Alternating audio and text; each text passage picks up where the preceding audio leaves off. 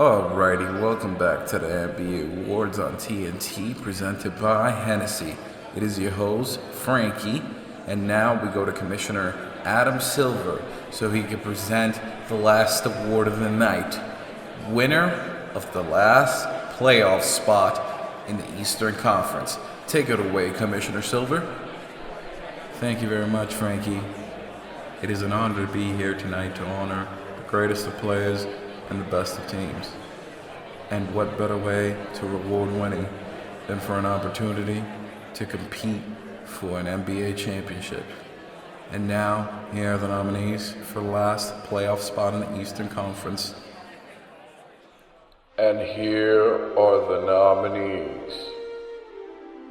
The New York Knicks,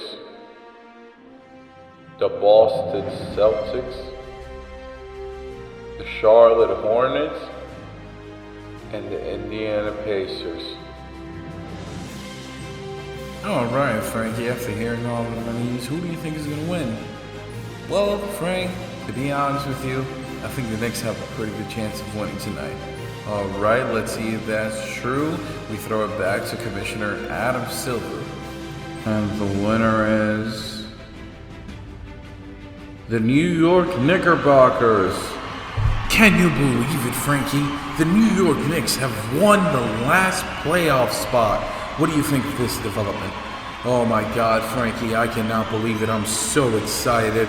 And now, back to Commissioner Silver. Let's see who accepts this prestigious award. And here to accept the award is Knicks superfan Frankie. Thank you. You're far too kind. You shouldn't have.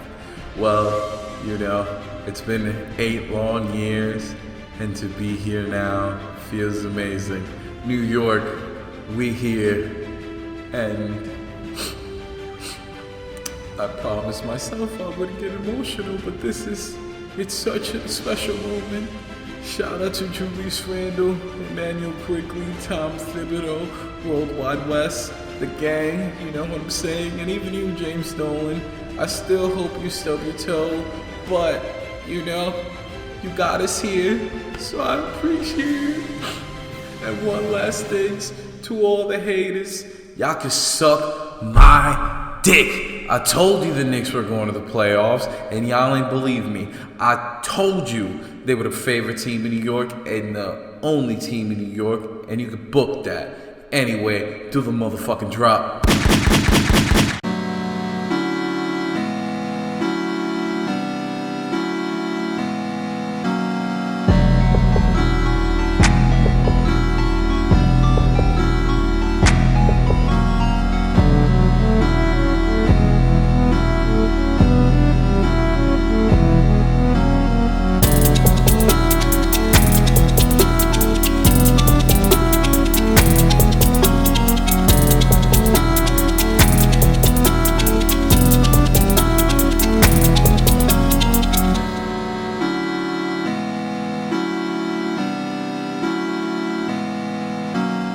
Right, welcome back to the podcast. It's your boy Frankie,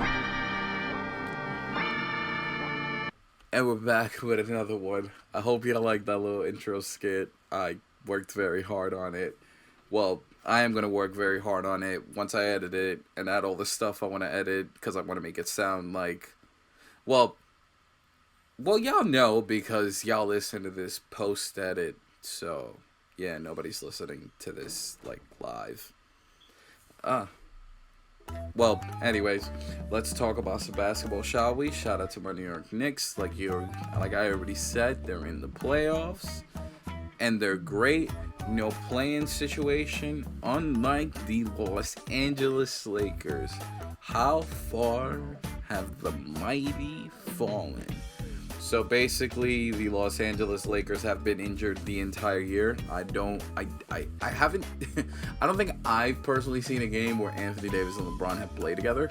That tells you how long both of them have been injured and how bad it is for the Lakers. They were, at one point, I think like the 3rd seed, and they slipped down all the way to 7th. And now they got to basically play the Warriors for a play-in spot to see if they win the 7th seed. And if they do win that game, then they got to go up against the Phoenix Suns as of right now. But if they lose against the Warriors, they have to go to either play San Antonio or Memphis. And then whoever wins that game gets the 8th seed, and then the Los Angeles Lakers will have to go up against the Utah Jazz in the first round. So just a very tough road for the Lakers. I don't think that they'll be able to repeat this year, but if they do, and this is a big if, and LeBron on his way to his 5th championship defeats the Clippers, the Nuggets, and let's say, I don't know, the Jazz or the Suns, and let's say he does all that, and he also beats the Nets in the finals, or he beats a team like the 76ers. I don't know how y'all feel about this, but I'm calling him the GOAT. I don't care, bro. He came back from 3-1, and he is going to win a championship as the 7th seed. Yeah, son. Like, he's the GOAT. I don't care what nobody says. He's the absolute GOAT. So shout out to LeBron, but like I said, I don't actually think it's possible. I think they're going to get probably bounced out in the second round by like a team like the Clippers or the Nuggets, depending on how all the standings play out, because there's still like 2 more games to play as of the recording of this video. So yeah, let's talk, what other things can we talk about in basketball? Oh yeah, shout out to Russell Westbrook, man. Russell Westbrook did a really amazing thing.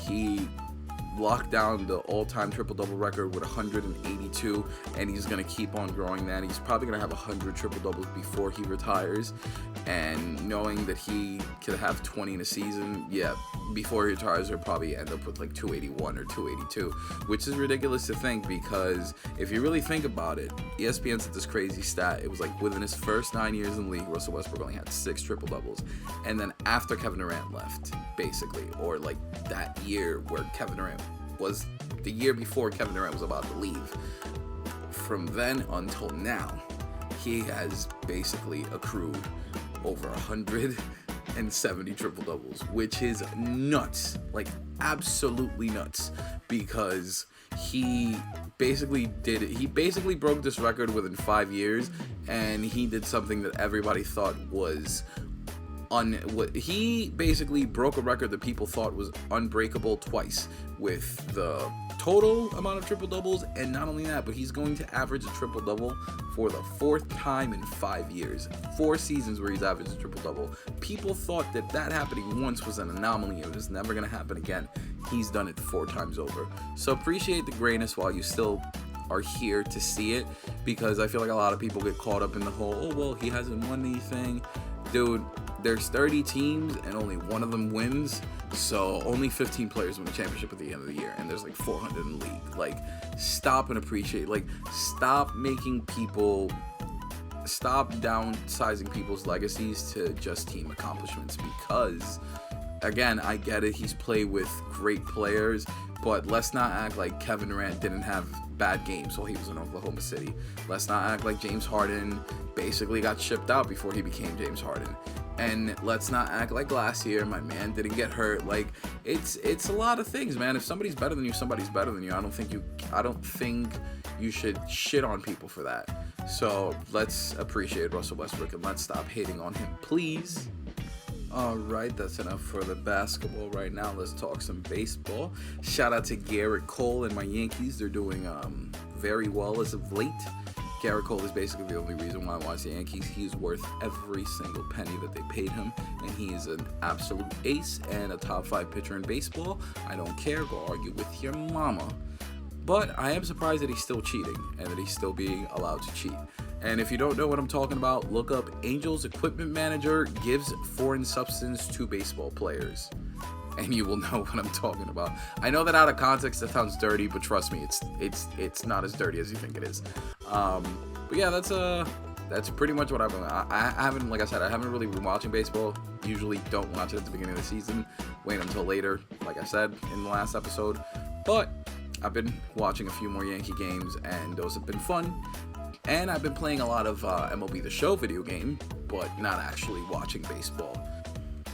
In some NFL news, Tom Brady's gonna play against the Patriots next year. I don't know. Nothing really interesting's been happening. The Aaron Rodgers stuff kind of died down, and I kind of don't care if there's no drama. So yeah, that's like the biggest thing apparently. Like, Tom Brady's gonna play against the Patriots next year or whatever. I don't know, and I don't care, honestly. So yeah, That's about it for football, because I only have a little footnote on that. And let's get to the main story of the day, which I told y'all last week was going to be my predictions as to the all-NBA teams, all defensive teams, and all rookie teams. But before I get started on that, I must talk about one thing that I forgot about in last week's episode when I was doing the NBA awards. Shout out to Jordan Clarkson, bro. You're the 6th man of the year, and my bad that I forgot about you. But you don't watch my videos and you don't know me, so you probably don't even care. But yeah, that's the guy I forgot, Jordan Clarkson. He is the 6th man of the year. I was thinking about Derrick Rose for a bit because of everything that he's been doing on the Knicks, but he hasn't been doing it for as long as my man Jordan Clarkson has been doing it for the entire year. So, without further ado, let's talk about the all-NBA teams, all rookie teams, and the all defensive teams. So, the first thing I'm going to talk about is the all rookie teams. A ground rule, though, I'm not going to talk about the all rookie second team or the all defensive second team. I'm only going to talk about the first team for those two categories, and then for the all NBA, I will go in depth into every single team. Alright, so for the all rookie first team, the first guy I'm going to talk about is the obvious pick. Let's go LaMelo Ball. It's LaMelo Ball. There's nothing more that you could say about the guy. The guy is a transcendental talent. He has a gift that you can't teach. His playmaking ability is ridiculous. He is a already better shooter than his brother. Basically, LaMelo Ball this year has been what I thought Lonzo was going to be coming into the league. Just a confident shooter who can space the floor and who has tremendous potential as a defender. And that's what I see when I see LaMelo Ball. Like, I see LaMelo Ball's potential as like a league MVP someday. He just, again, he has it all. The swag, the confidence, the everything that you would want in a franchise caliber, franchise cornerstone player. So Michael Jordan, don't mess this up, because if you do, it just shows that you're a terrible owner and that my boy Jerry Krause was right, and you don't want that, do you? Second spot, the other guy who's also, shouldn't be any questions about it, is Anthony Edwards. Anthony Edwards, he's probably going to be the next great scoring two guard. He just, again, I talked about him more in depth in my last video, but he just needs to get more consistent on the defensive end, like actually trying. But I do understand that the guy has had a lot to do offensively this year with all the injuries that the Timberwolves have had, but that still doesn't excuse the lack of the lack of effort on that end. So, excuse me. So yeah, that's Anthony Edwards. Third guy that I would put on this team is Tyrese Halliburton. Shout out to Tyrese Halliburton, the 12th pick in the draft, the steal of the draft. Till this day, I will say that he should have been a Knick. That was the guy that I wanted to pick, but shout out to Obi Toppin. He's playing a whole lot better, and he's seeing somewhat more minutes on the court, even though I still think they probably should trade him and let him do stuff elsewhere. But yeah, Tyrese Halliburton, he's averaging over 12 points and 5 assists. So, you know, shout out to him. I talked about him in my last video too. But yeah, he is a tremendous playmaker who has the ability to be a hellacious defender as well. And also, my man can hit 50, 40, 90 fairly soon. He's shooting 40% from 3 already, so he'll be fine. Like, he's gonna be an all-star, and I would say that he's probably, the lower end, but he's definitely right now a top, player that's like under 25. Like, he's a top probably 30 player under 25. So shout out to Tyrese, and hopefully the Kings don't waste your career like they do with everybody else. So shout out to you. Another guy that I'm putting on the first team, even though, again, the amount of games is kind of wonky, but this rookie class is weird because, nobody's really had training camp, this, that, and third, so most of these guys are coming up with it on the fly. The guy that I'm looking at, James Wiseman on the Warriors. See, the thing with James Wiseman is I feel like everything that he does is going to go under the radar, and I know he had a season-ending injury or whatever, but I would still put him rookie first team. The thing with James Wiseman is he plays on a team with Steph Curry, and he's playing on a team with a lot of veterans who aren't looking to build right now, like rebuild. And, you know, James Wiseman is a guy who has to go through the highs and ups of being a young player, but I don't think that the Warriors have the staff for that. Like, Steve Kerr isn't a player that Steve Kerr isn't a coach that necessarily we've seen him be great with young players. He's a coach that if he has great players, he can unlock the fullest potential, especially on offense. But yeah, I think that James Wiseman is probably going to go soon, especially considering the Clay's coming back, and we've seen from Steph Curry what he's on, and he definitely wants to win, so I don't think the Warriors are going to keep him for much longer. So hopefully we get to see him do great things somewhere else. And then for the last spot on the all-rookie first team, I have Patrick Williams of the Chicago Bulls. I'm going to be honest with you, I haven't really watched a lot of Chicago Bulls games this year, and I did think that them picking him, I think it was at 4th, was a reach. But yeah, Patrick Williams, he's a long-term project. Well, he was drafted as a long-term project, as the Chicago Bulls said. But he is he's coming in, and I think he's having his splits right now. Let me check that out.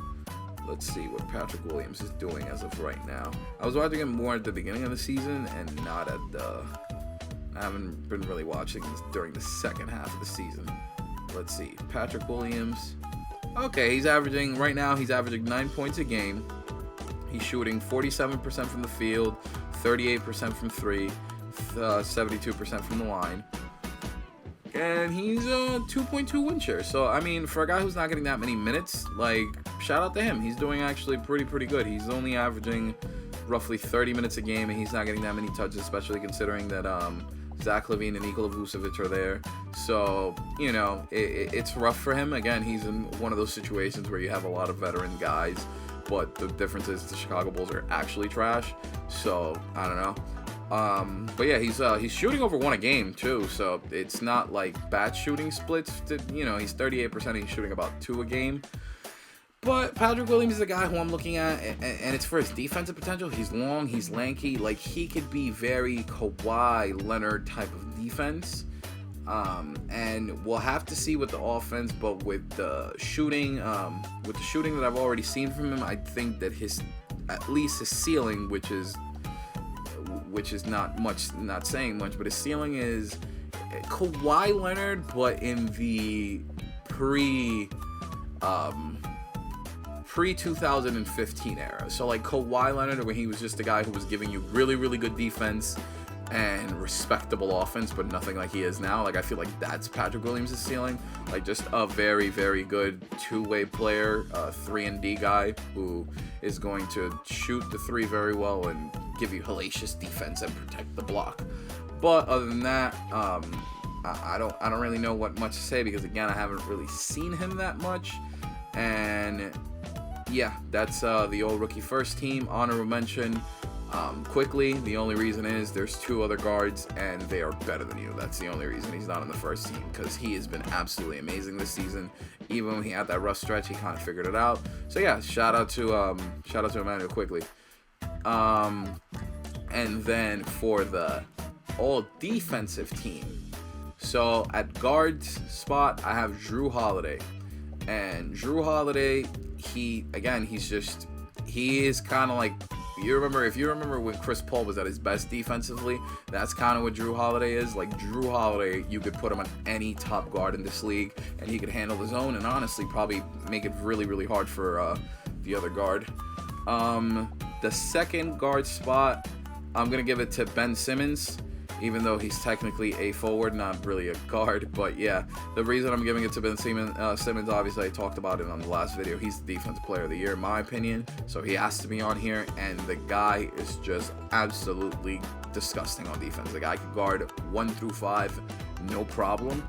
And then at the first forward spot, I'm gonna put Giannis Antetokounmpo.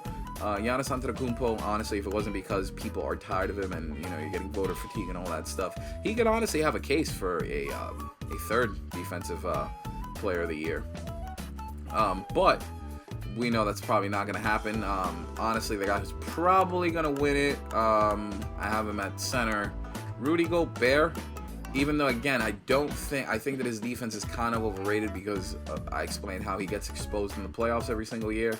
But Rudy Gobert is anchoring the best defense in the league on the best team in the league. So, yeah, he could win Defensive Player of the Year for all I care. Like, and I wouldn't really have that much of a problem with it because it is a regular season award. Oh, and the last guy on this team, I'm putting Miles Turner in here. Miles Turner, I was going back and forth between him and then Matisse Thybulle. I was gonna kind of switch it up in terms of the forwards and all that stuff, but I think the Matisse Thybulle did have a really good case. But then this year, I mean, he's averaging like 4 blocks a game. Like he's averaging 4 blocks a game. You gotta give him a spot in the ball. First all defense, like you just have to. And yeah, that's the first all defensive team. And finally, let's get to the cream of the crop, all the way to the top. Let's talk about the all NBA teams. For this one, I'm going to start off doing the all NBA third team, and then I'm going to go ahead and then do all defensive, all NBA second team, and then all NBA first team. So for the first guard spot on the all NBA third team, I have Donovan Mitchell. And I have him here out of respect and because what he's doing is really amazing. To be 23, 24 years old and having a team to have the best record in the league is not easy because he is the best player on that team. And to not have that many scoring options like him, they don't have another guy who's a solid 25 point per game scorer with good efficiency. Like, they just don't have that.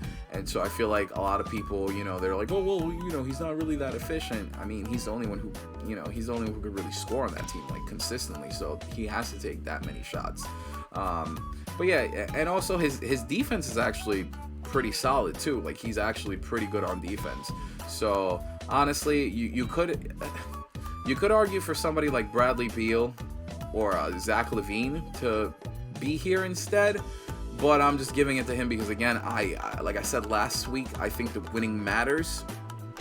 So yeah, at the other guard spot, I'm gonna put Dame Lillard. And again, the reason why I'm putting Dame Lillard in here is because the point guard, the guard position, as we know, is very deep in the NBA. And it's just, Dame Lillard is great, but I don't think that this year he has been better than other people. And, I get that he's had to deal with injuries and all that stuff, but so have other players, and they have performed better. Honorable mention of who could have made it on here on the third team as well. I mentioned the guys before, Devin Booker, Zach LaVine, or Bradley Beal. But the other guy I was thinking of was Kyrie. The reason why I'm looking at Kyrie is because Kyrie basically this year averaged 50, 40, 90 on 28 points a game, but he's missed way too many games for me to have him here. Way too many games for me to have him and feel comfortable with that. At the forward spot, the one forward spot, I'm going to have. Actually, wait. Let me see how many games he's played. Because if he's played, I'm thinking Kevin Durant, and just because Kevin Durant is so good, and it doesn't look like he's coming off major surgery. But how many games has he played this year? Out of 72, he has played 33. Yikes! Actually, no, I'm not putting Kevin Durant. So for the one forward spot on the All NBA team, I'm on the All NBA third team. I'm actually gonna put Zion Williamson, which is perfect because I was actually gonna snub him for somebody else, but you'll get that later. But yeah, Zion Williamson, his second year in the league, is averaging 28. He doesn't miss. Like, he has a super high field goal percentage. He is, once he gets to that once he gets to the restricted area, he is absolutely unstoppable. Like, once he gets into the paint, he is just a man amongst boys, and he's only 21 years old, I guess. So shout out to Zion Williamson. He's just having one of these monster, like, sophomore seasons that, like, you can't deny. But the reason why I was gonna snub him for somebody else was because, again, I do think that winning matters, and I understand that he has to deal with Stan Van Gundy's bad coaching, and he's had to deal with, some of the parts in this roster not matching, but there is talent in that roster, former All-Star in Brandon Ingram, Lonzo Ball, the guy who I think should be the point guard of the future on this team. But yeah, I mean, yeah, his stats are crazy. He's averaging 27, 7, and 3 on 61% shooting from the field, 70% from the free throw line, and basically 30% from 3. But I'm not gonna look at that. And he has a 27.1 PER. Like, the guy's just absolutely filthy. And yeah, and he's also averaging 0.6 blocks a game, which I think is really important because with his athleticism, I feel like he could be a way better rim defender than what he is right now. But yeah, let's see. Let's see what he could do. He's taking about 17 shots a game. Pretty impressive that he's only taking 17. I would think that you want him taking way more shots. But yeah, and then for the last forward spot, I'm gonna have the boy, my all-star, the savior of the New York goddamn Knicks, Julius Randle.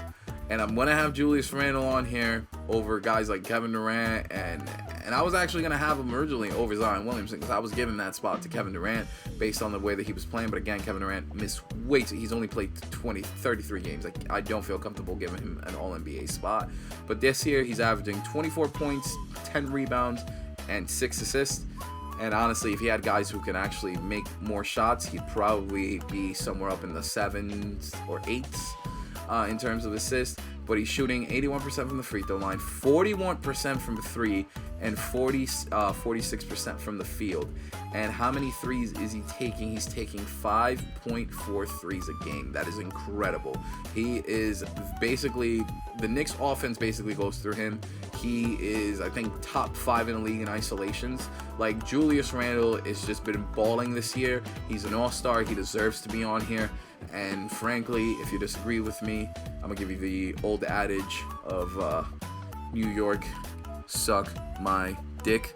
So yeah, shout out to Julius Randle. You deserve to be on here. And then for the center spot, and I know that I've been hating on him, but it's Rudy Gobert. You know, again, when he's also been better offensively this year. He's averaging, let me see, I think last time I saw he was averaging like 15 points a game. I'm not sure, but I think that might be like a career high for him. Let me check. Let me just make sure so I don't give me any false information. Rudy Gobert. Let's look on Basketball Reference. Ye old reliable. Yeah, 14 points, 13 rebounds. Let's see. His PR is at 23. What his blocks a game looking like? He's averaging 3 blocks a game, basically. Excuse me. And let's see. Is this are the points? No, actually, the points have gone down a little bit. He's at 14.3. So yeah, he was at 15 last time I checked, but now he's at 14.3. So I mean, he's anchoring the best defense in the league, I think in defensive rating, the Jazz are number 1 if I'm not mistaken. But he's anchoring the defense of one of the better defensive teams in the league, and also the best team in the NBA right now in terms of records. So he kind of has to be on here, and also he might be the defensive player of the year. So, and then for second team, now we get into the sort of snub territory of like when people are going to be like, oh well, why didn't you have him here? And this is my list, so like I said, you could disagree if you want, but this is my list. For the first guard spot, I have Steph Curry. The reason why I have him second and not first, actually, how many games has James Harden missed?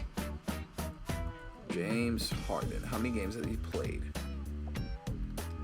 Because basically, honestly, it's a toss-up between him and Harden for second team.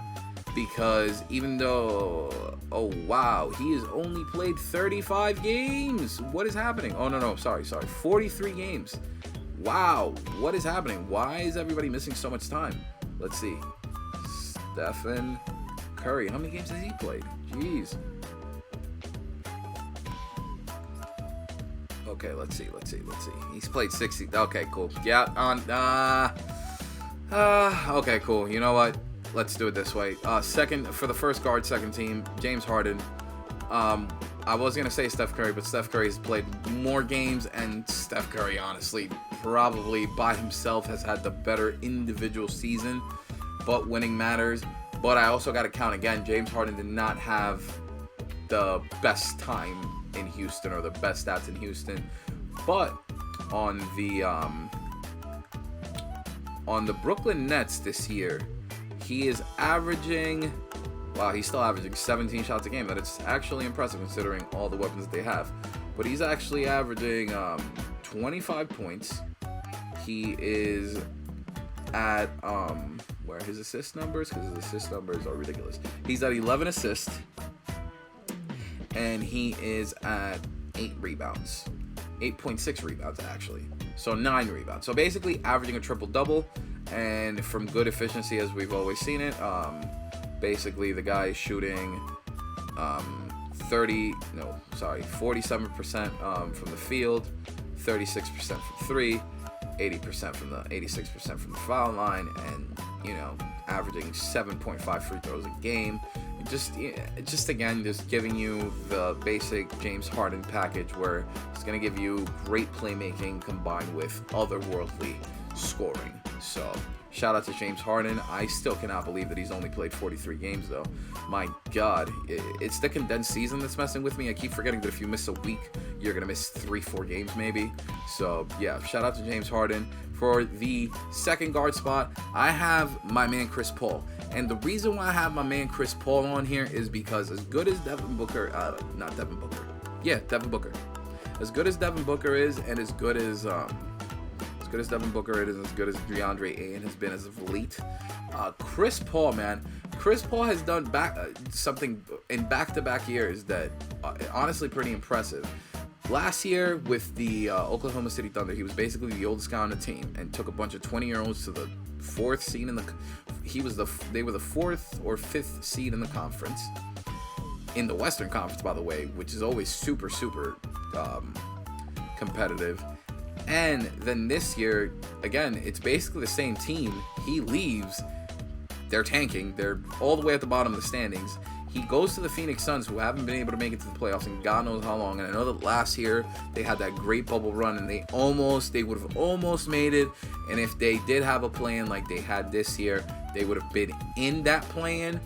But I still don't, again, I think that this team without Chris Paul at best, maybe a 6-7 seed at best. So yeah, it's hard for me to not have the guy who could very well have a case for MVP if it wasn't because he doesn't get the scoring numbers. But yeah, Chris Paul is definitely All-NBA second team. And also his defense has been pretty good this year. Probably the second best defensive point guard in league history, aside from Gary Payton. But yeah, and then for the first forward spot, we're gonna have Mr. All-NBA himself, the chosen one, the son of Akron, LeBron James.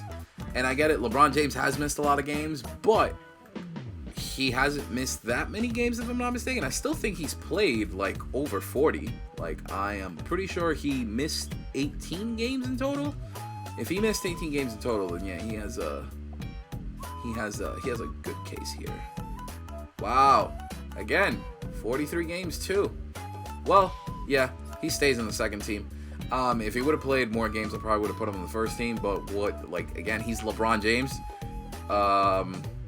He is going to be on an All-NBA team this year. It's only a matter of whether he's going to be second or third. I will put him second, but he'd have the most in league history. And again, man, this guy just keeps getting better with age. Even though the athleticism isn't otherworldly like it was in Miami, the game has slowed down so much for him because mentally he could see everything before it even happens. So shout out to LeBron, man. For the last forward spot, we're gonna have the boy Paul George, playoff P. Nobody cares about his regular season because of the unfortunate events that transpired last year and the whole playoff P nonsense. But yeah, man, he's basically another guy who's averaging 50, 40, 90. Just doing Paul George things, playing great defense, having really, really good offensive numbers. Him and Kawhi Leonard, honestly, they play great off of each other. The Clippers are way better this year than they were last year. And honestly, they're my favorite right now to make it out of the West if the Lakers falter, as I perceive that they will, because the chemistry is probably not going to be there. And then the last spot at center, I have Joel Embiid. And again, the reason why I have Joel Embiid here, not at the first team, even though he's played at a first team level, is because he hasn't been on the court that much, because he's also missed a bunch of games, because every superstar has missed a significant amount of time this year. Or so it seems that way. I don't know. They were trying to say that league injuries were down, but it doesn't feel that way, because every time I look, somebody's always hurt. So, but yeah, Joel Embiid, what is there to say about him? The guy is honestly probably second team all defense, even though I didn't talk about that, but yeah, second team all defense. The guy's dominant in the post. The guy's basically a combination of like Shaq's just overpowering strength, and then like Hakeem Olajuwon's like touch. Like the guy is really, really, really good. So shout out to Joel Embiid. Try to win MVP next year, man, and hopefully you could stay on the court and in a not condensed season. You know, if you have to miss 2-3 weeks, you're not gonna miss 19 games, which is what happens this year with this condensed season. And then on to the first team All-NBA. At the first guard spot, I am going to have Steph Curry. And the reason why I'm going to have Steph Curry is I understand that that the beginning of the season was not particularly good for him. And I will say the team record, they're only 8th in the conference, but he has had to deal with injuries. He's had to deal with, again, Steve Kerr. Steve Kerr is one of those coaches that, like, see, Tom Thibodeau is a good coach for the Knicks because Tom Thibodeau can get the best out of young guys. Tom Thibodeau is good at developing the young guys. I feel like Steve Kerr is the type of coach who, if you give him good, talented players, he can unlock their full potential, especially on the offensive end, because that's what I feel like he did with the Warriors. I feel like the Warriors were kind of at this point with Mark Jackson where, yeah, they're good, but are they ever going to be good enough? And I feel like Steve Kerr unlocked a second dimension to that offense and a second dimension of Steph Curry that we didn't know that maybe he had. But that's kind of the problem right now. Steve Kerr is still coaching like he has Klay Thompson and Harrison Barnes or KD or those, and he doesn't. He has a bunch of scrubs, and it's sad for Steph Curry. But next year, again, they'll be fine. They're gonna trade a guy who was getting a majority of their minutes before he got hurt this year was James Wiseman at center. So, and he's a rookie. So, team success, I'm not going to expect a lot, but individually, man, the man is lighting it up. The dude had 100 threes in a month. The dude is going to shatter the record. Well, the dude's going to hold the all-time record for most double-digit three-point games ever, and he's also going to destroy the all-time three-point field goal record. Like, I mean, destroy it. Probably going to end up with like 4,000, 5,000 threes. So, yeah, shout out to him. For the second guard spot, I have my man Luka Doncic. Luka Doncic is going to be the best player in the league in, I want to say, 3 years. In 3 years, he'll be the best player in the league, by far. No ifs, ands, or buts. In 3 years, if LeBron is still the best player in the league, then you got to test him because he's probably doing steroids. But yeah, Luka Doncic, it hasn't, again, in terms of team success, it hasn't really come all too well together because him and Porzingis have not been able to figure it out. Porzingis, he's always either hurt or he's just going in there and he's not, he's just not good. And I guess that the condensed season isn't really helping him. Especially, like I said, no training camp, none of that. So you have to kind of learn on the fly. And also they got some new pieces. But I feel like if Luka could get a second fiddle, a good enough second fiddle to play with him, I feel like the Mavericks are poised to win a championship sooner than later. And I know this dude's probably going to sign for a $500 million extension when he comes up to it. For the first forward spot on the All-NBA, it's Giannis. The reason why Giannis is getting this is because, again, man, Giannis, nobody cares because everybody's like, oh yeah, well, wait until the playoffs. But Giannis is having a terrific season. The numbers are dipping a little bit, but he's still super dominant. Like I said, he has a case this year to be MVP. Like, you could very well argue that he deserves more MVP votes than Steph Curry, Chris Paul, honestly, even Joel Embiid. So yeah, shout out to Giannis. His PR is at a 3-year low, but it's still like up in the high 20s, low 30s.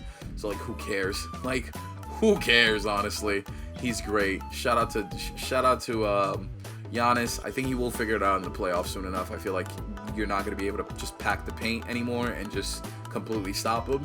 But if you are and I'm wrong, then I guess I'm wrong. And then for the last forward spot, the other half of the Los Angeles Flippers, the Chokers of Los Angeles, the step brother to the city of LA, Kawhi Leonard. And the reason why he's basically going here is because he's played every single game, no load management. Well, he hasn't played every single game, but he hasn't missed as many games as everybody else on this list, basically. Let me see. How many games has Kawhi Leonard actually played? Kawhi. Damn, I forgot his name.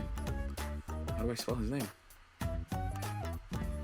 Oh, there we go. Kawhi. Let's see. Sorry, guys. Looking up stats right now. How many games? Yeah, he's played 52 games, man. Like, yeah. He's played 52 games. That's impressive. That's really impressive, actually, considering that he usually... I mean, last year, he played 57 games and on track for... And that's after the restart. So, if it would have been a full regular season, he probably wouldn't have even gotten to 60. So, yeah. Shout out to Kawhi Leonard. He's doing big things, you know. Same, just a good 3-and-D guy with a deadly mid-range shot, and he scores at every level, and he's a good rebounder, and he's also unlocked a playmaking ability to him that I didn't know he had. I think he's averaging a career high in assists. Let me see. Yep, career high in assists this year. So shout out to him. He deserves this, man, honestly. Again, I feel like a lot of people, I mean, I made jokes that year too. I did make jokes, but I feel like if somebody chokes one year, we're prisoners of the moment, and we just go ahead and say that these guys are trash when Kawhi Leonard is probably, honestly, a top 5 player in the league. So, and then for the first team center, the future MVP, the man who's putting on for all the chunky boys, unathletic white boys out there, Nikola Jokic. Nikola Jokic is basically a 7-foot tall Russell Westbrook without hops, which is amazing to think about. He's averaging, it's nuts. He's averaging 27, 11, and 8 with a 31.41 PER. The man has played, I'm pretty sure, he has played every single game this year. He has not missed a game. He is averaging 56% from the field, 39% from 3, and 86% from the free throw line. So basically, 50, 40, 90 at 7 feet tall, while also being basically their number one ball handler and playmaker. Like, Nikola Jokic dribbles the ball up the floor. So shout out to him. There's nothing more you can say about him. Like I said, I think right now they are playing a game, and he's probably going to go off and win that game. But yeah, shout out to him. I'm really excited to see what they're going to do in the playoffs without Jamal Murray. I'm really excited to see how he plays with Michael Porter Jr. because I think Michael Porter Jr. is probably going to be better than Jamal Murray at some point. So yeah. Anyways, that's the end of the podcast. Hope you enjoyed. Thank you very much for tuning in again. Like, share, subscribe, do all you gotta do. And I'm out.